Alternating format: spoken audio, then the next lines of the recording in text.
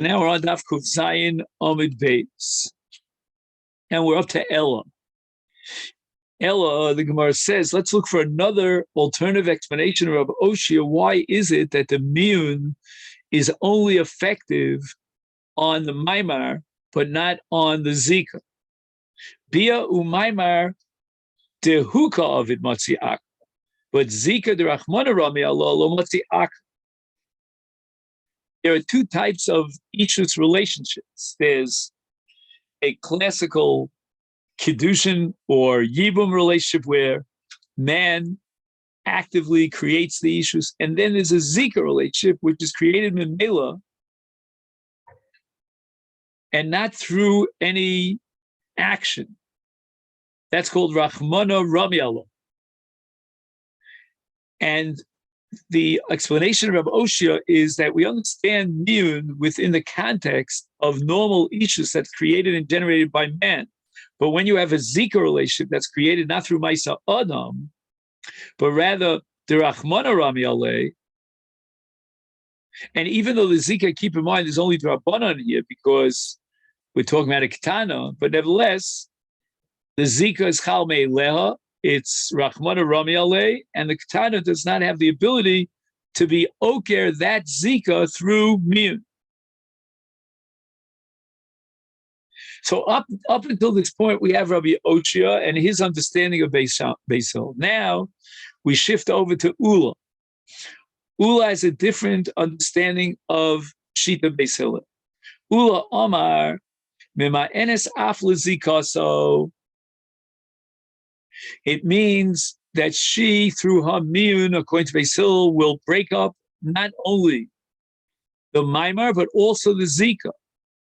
And she's no longer a zkuka liyibu.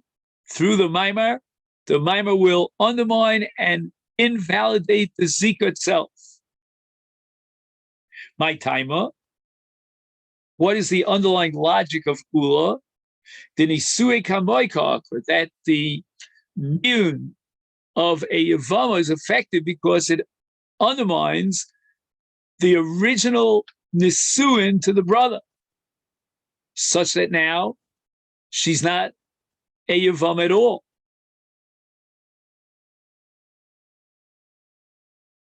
And there's no zika.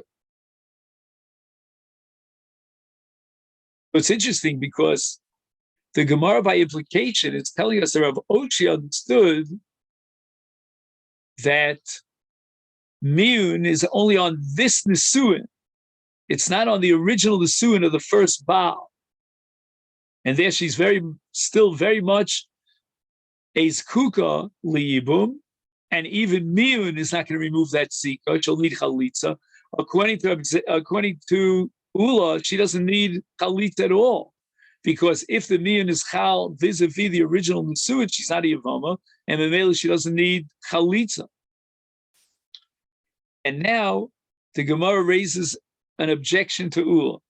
Eisvei Rav Ula, the Mishnah at the beginning of the Masechet said that kol ktana, any ktana that was married in a nisuin drabanan and her husband died, and she's an erva to the second brother, to the Yava, meaning Reuven and Shimon are brothers, and Shimon marries the daughter of Reuven.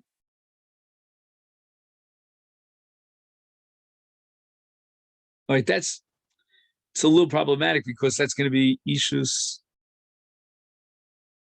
Doraisa if Reuven is still alive. Okay, we'll have to iron that out. But in any event, now Reuven dies.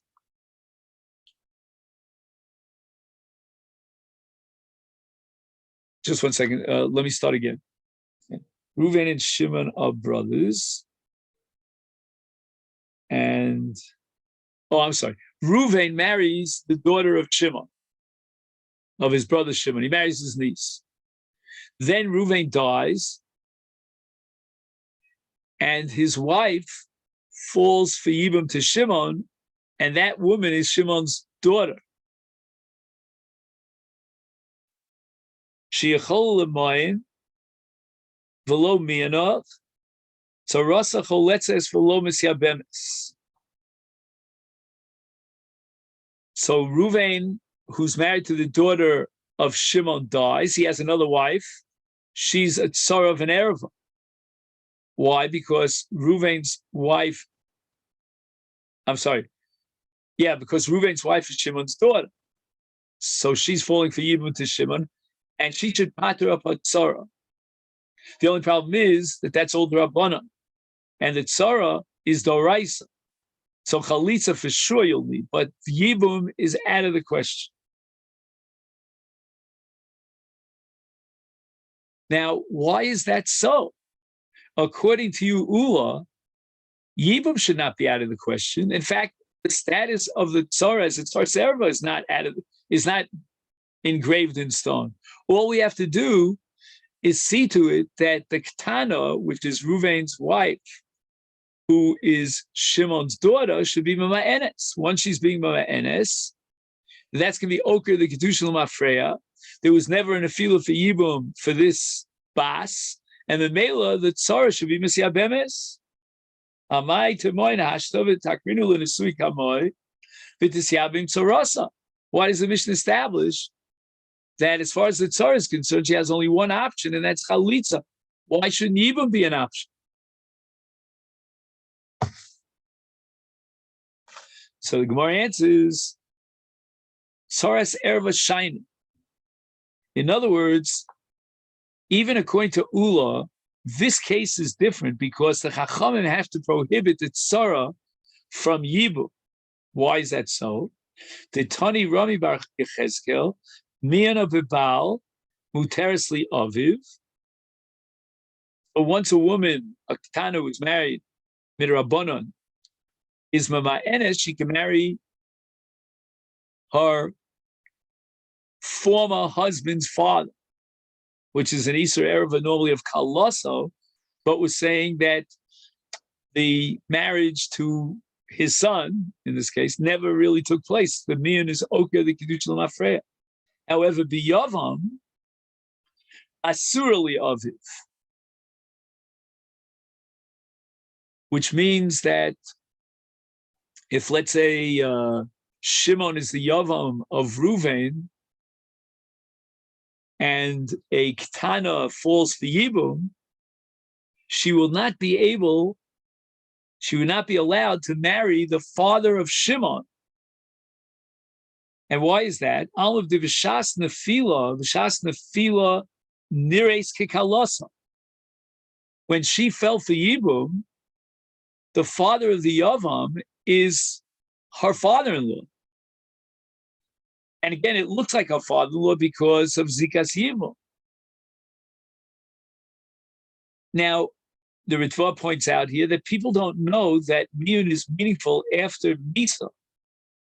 They're not going to understand how she's allowed to marry her husband's father, which is basically an Isur of Kaloso. They're going to come to the conclusion that the only reason the Isur Kaloso is mutter is because her husband died. Just like we find in Achos Ishto, that he can marry Achos Ishto after the death of his wife, people are going to think you're allowed to marry the father. She's allowed to marry the father of her deceased husband. Achinami b'shas nefila nireis kitzaras bito. So here too, in the case of tzaras erva, even if the erva, meaning the daughter of Ruvain, who falls for Yibum, will be Mema Enes and be Oker the Nesuin L'Mafreya, such that this tzara is not a tzaras erva at all, but nevertheless, b'shas nefila, she looks like a tzaras bito. And therefore, people are going to come to be matir a tzaras habas. Omar Rav, miyano bazeh asura lazeh. It's like we have in a case of a get, if one of the various brothers, surviving brothers, Yevamot, would give her a get, and asks her on all the brothers. So too, if she gives miyun to one of the brothers, that asks her on all the other brothers. That's the sheet of Rav. Midi dehavi abalas haget, balas haget lav, kevon di tasra la, lechad, itasra la, lekulu. once one of the brothers gives her a get, he is sort of representing all the brothers, rejecting her as the Yevamot. We don't want you. Very nice to know you. We're going to give you a get. And as a result, she cannot marry any of the brothers. Hachanami loshna. Here too, in the case of Miyun, let's say she was Mama'enis in one of the Yevamim, the same din applies. And what's happening is there's a rejection of Yibum for one of the brothers, and that's going to spread to all the other brothers. She's basically cutting herself off from Yibum, from the whole mishpacha, from the whole family and all the brothers that survived her husband's death. And that's parallel, exactly, analogous to the case of a get. Shmuel Amar Mina Bazeh Muteres Lezeh. Now, again, what does it mean, Muteres Lezeh? Obviously, it means that she's allowed to get married to one of the brothers. I'm just not sure. Is that a mitzvah of Yibum? It's a little bit odd because, she was Mama'enes. But Shmuel says we're going to limit that miyun to that one brother that she was Mama'enes. She never rejected the other brothers. And therefore, the miyun is not representative of a miyun for all the brothers. And as far as the other brothers is concerned, she can have yibum. I'm not sure that that's a pshat in the Gemara. In the bottom here, he says you have to look in his Yalkut Abiurim to go into this in great detail. For Lodamya Lebalasaget. Now, as far as Rav's argument, but what about the case of Balasaget, where if the Yavama received a get from one particular Yavam, she becomes Asura al Kol Achim, al Kol Yavamim. Balasaget Udaka Ovid Bahu. In the case of Balasaget, it's the Yavam who did a Maisa.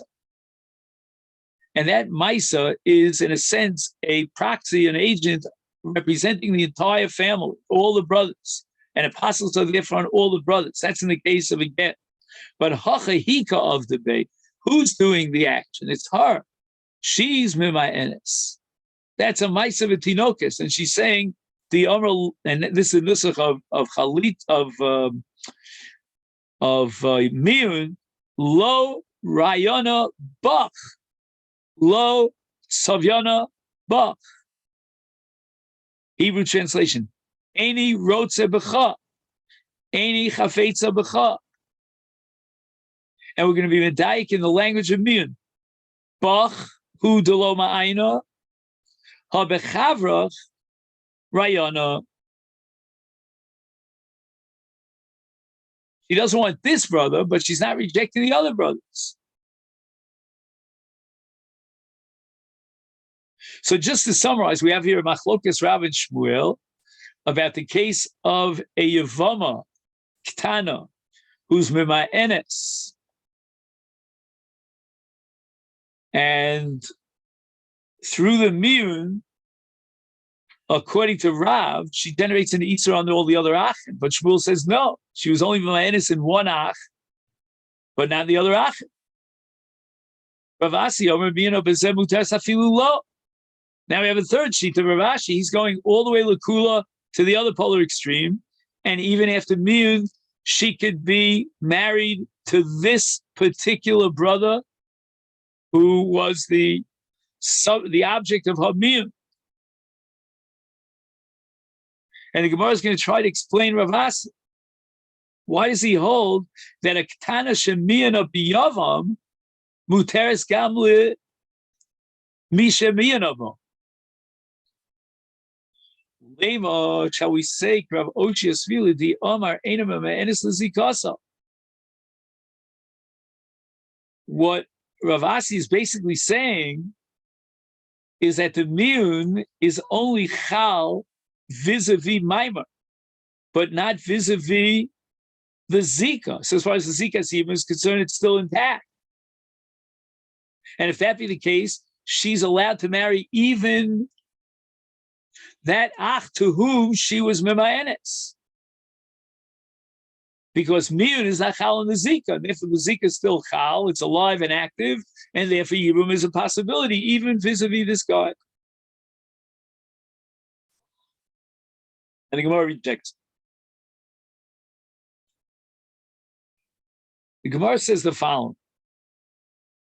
Rav Asi held that Bechad Yavam, in the case where she was mama'enes to one particular Yavam, Hachinami de Motzi Akla.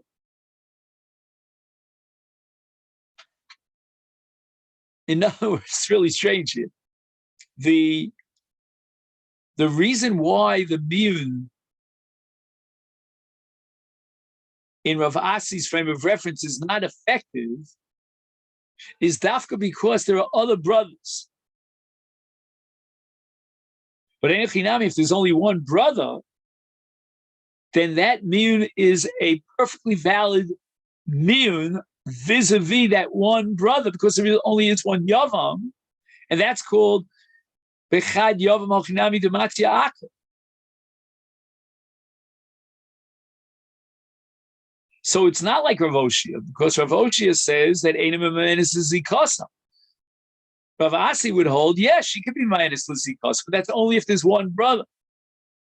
But Hacha, when Rav Asi addressed this question, he was talking about the Shnei Yevamim Askino. There were two different brothers that survived the late brother. And the reasoning for Rav Asi is that there's no miyun that could be effective in the case of Shnei Yevamim. So basically where Rav Asi says, Muteres afilu lo, it's because the miyun is not valid. And why isn't the miyun valid? Because she's married, so to speak, in quotation marks, to each one of the Yevamim. And therefore, unless her miyun would go, she would go around like, single file, line them up and say, oh, I'm a menace to you, and I don't want you, and I don't want you. She didn't do that. She was only menace to one of the brothers, and that's called Chatzi Zika. Ein miyun l'chatzi Zika. In other words, the essential definition of miyun is that miyun is on the Zika, not on the Yavam. And if there are two Yavamim, she can't be Memayenis in one Yavam. That's only on Chatzi Zika. The Zika is still very much alive and active vis-a-vis the other brother. So therefore, the miyun is not chal at all. She needs yibum and chalitza, and therefore, Rav Asi says she can even have yibum from that person, that specific brother, we'll call him Shimon, to whom she was memayenes, because there's also Levi. But again, if there was only Shimon, a single surviving brother, single miyun, single yavam, then a miyun is chal on the entire Zika.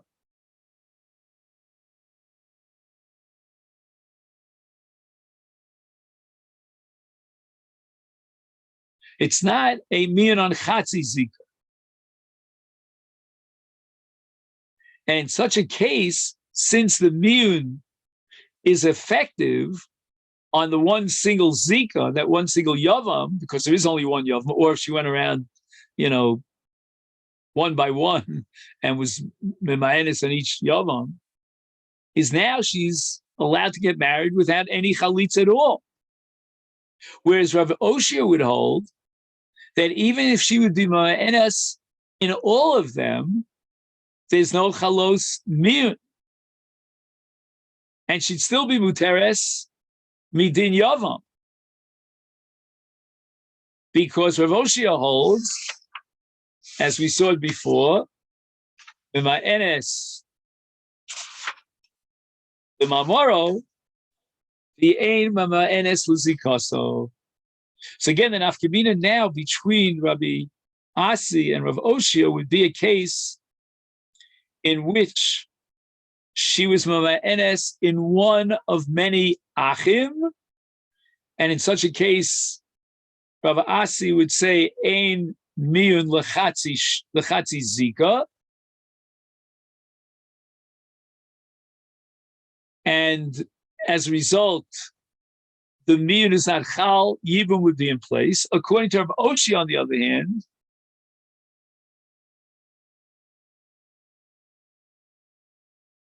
right, and let me go a step further. And Rabbi Zeir would hold if there's only one Yavam, then the Zika would be broken up by that one single miyun, and she'd be allowed to fall for Yibum to this very same brother. There's only Shimon.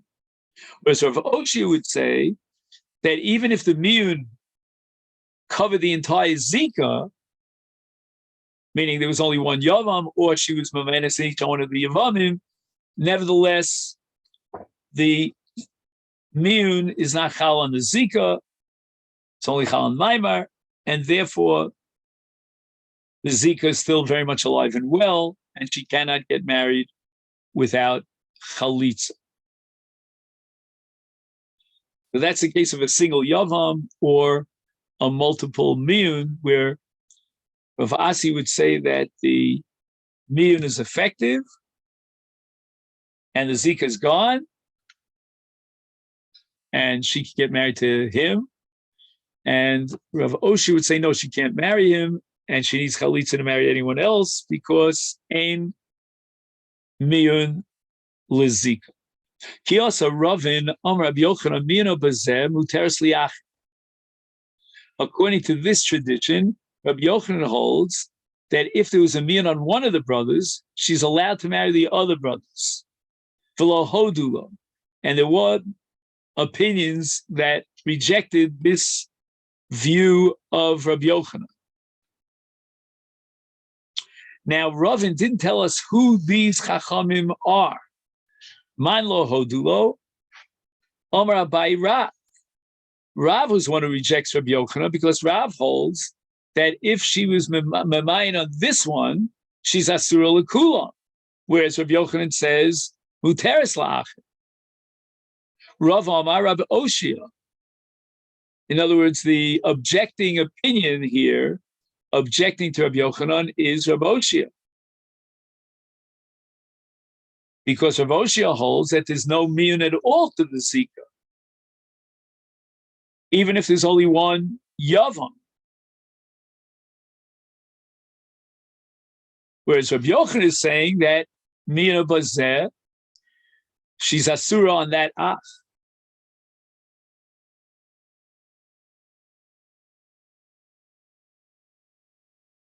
The Amrile and others say Rav Asi. He's the one who would reject Rabbi Yochanan, because Rabbi Yochanan was mat to the achim, but not to the one who was the object of the miyun. Whereas Rav Asi says that even Lamisha Miyano Boshis Muteris in the case of one ach.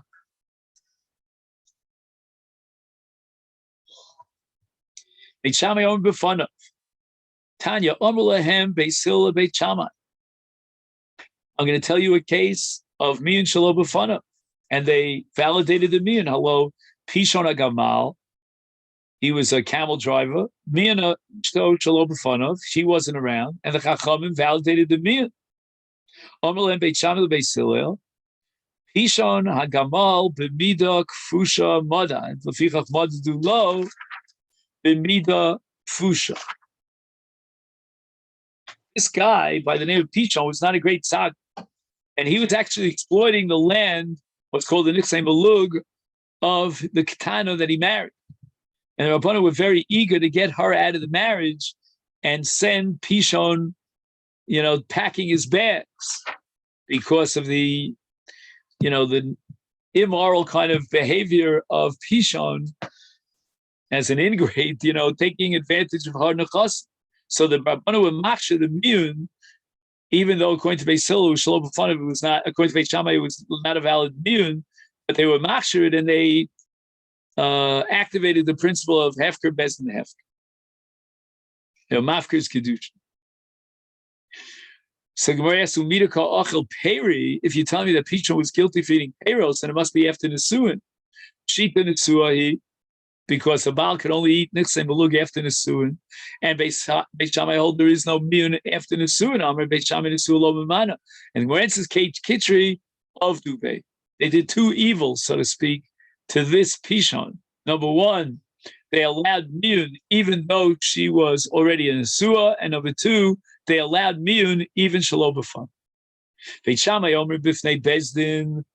Ubeis Hillel Omer b'fnei bezdin v'shelo b'fnei bezdin. Tanan Hasa, we learned in the Mishnah Sanhedrin, Achalitza amiyun b'shlosha hey, that seems to support Beis Shammai. We don't want to establish like Beis Shammai. Man Tano Merabah Beis Shammai. Abai Omer Afilu Tema Beis Hillel. We can reconcile this Beis Hillel. Ad Kan Lo Kamer Beis Hillel. El Delo Binin Mumkin Avol Shlosha.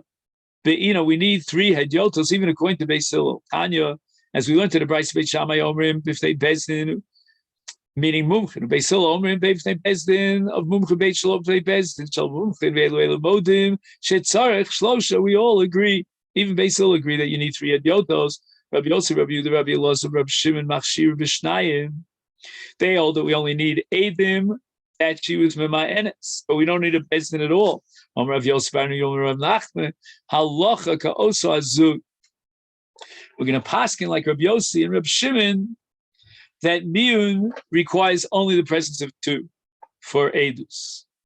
Beit Shammai Omrim that we don't want Bnei Yisrael to be hefker, so therefore she only has 1 shot at miyun, and then she has to wait till she's a gedola, and then she has to reiterate her miyun.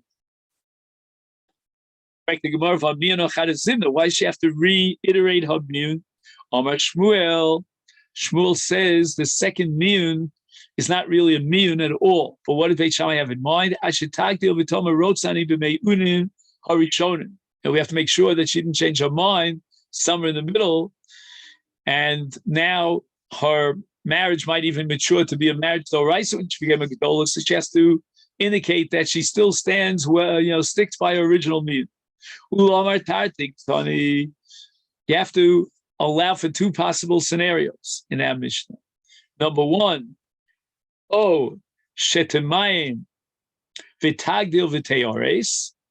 One option is that she should be mama'enes now, and then we're not going to allow her to get remarried until she becomes a gedola. And then, since she was mama'enes, now she can marry anyone else when she becomes a gedola. Alternatively, Beit Shammai would allow us that Beit Shammai would allow it to be ma'enes if she immediately after the miyun gets married. Because the only reason Beit Shammai don't want her to get married a second time is that she shouldn't do another miyun and another miyun and so forth and so on. It's hefker. But if she immediately gets married after the Erisin, then that's not considered hefker. And according to Beit Shammai, she gets married and there's no hefker because once she gets married with an Isuin, and she's going to have to enter into the chuppah immediately after a miyun with the first husband, then there's no longer miyun because Beit Shammai holds there's no miyun in Isua. I understand ula. So we see here that the Mishnah is teaching me these two possibilities of Tagdil v'Teores or Tanil Simiyat.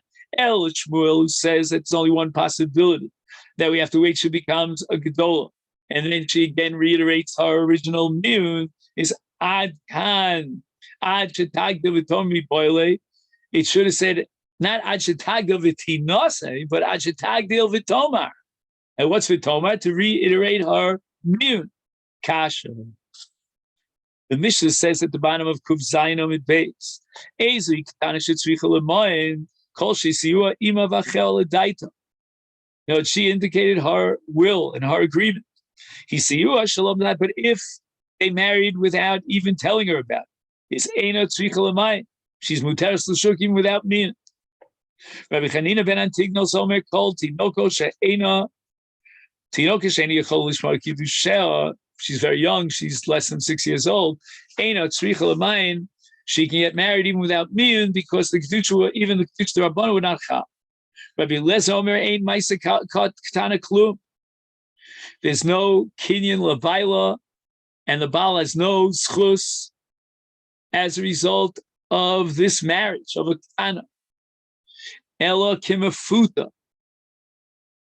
She's like a woman who is obedeslo lebia, and therefore bas Yisrael lekohen lo tochal truma, bas kohen Yisrael tochal truma.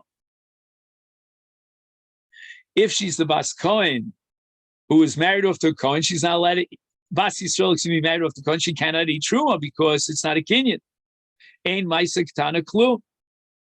On the other hand, if she's a bas kohen and normally a marriage to Yisrael is mafkia her ability to eat truma, no. She can continue to eat truma because she's a Bas Kohen, and even though she needs miyun, she's not Keishto as far as Kinyan Ishus is concerned.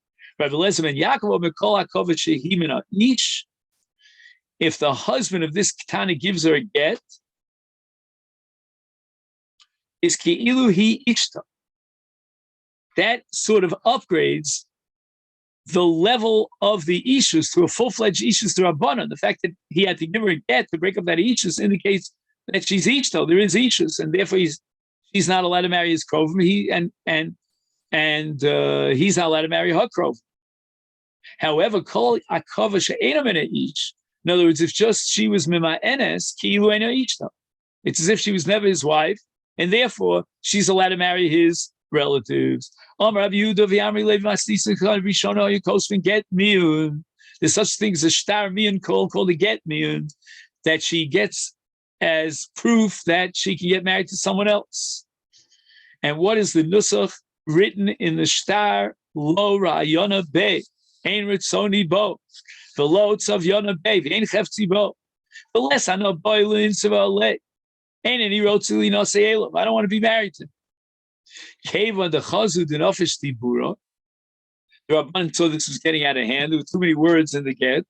Is therefore Amri. They tried to abridge it, and here we turn to Daf Kuches. And the reason why we don't want it to be too long, we're always afraid that the sofer might be an Amoritz, and he's not a Baki. He doesn't know the nusach of the shtar. It's Asi lechlufe begita. They're going to be machlefit, and they're going to write a get in the nusach of a shtar miyun. They don't realize the difference, because again, in both cases, it's such a long nusach. And therefore, they made a takana, an abridged version of the shtar miyun. The yom ploni, miyana plonis bas ploni binyan polo, in our presence. And with this shortened, abridged nusach, even if the sofer is a total ignoramus, he'll understand that this nusach is only for a shtar miyun of a ketana and the suud rabbanan, but not for a get of a gedola who is married de oraisa. Okay, then, so this is where we're going to stop. What is tomorrow? Tomorrow is Wednesday, am I right? How did that happen so fast? I do not know.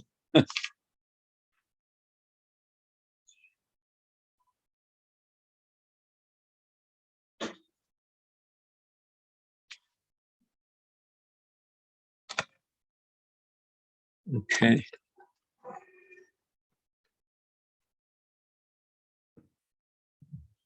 Wishing you a good day.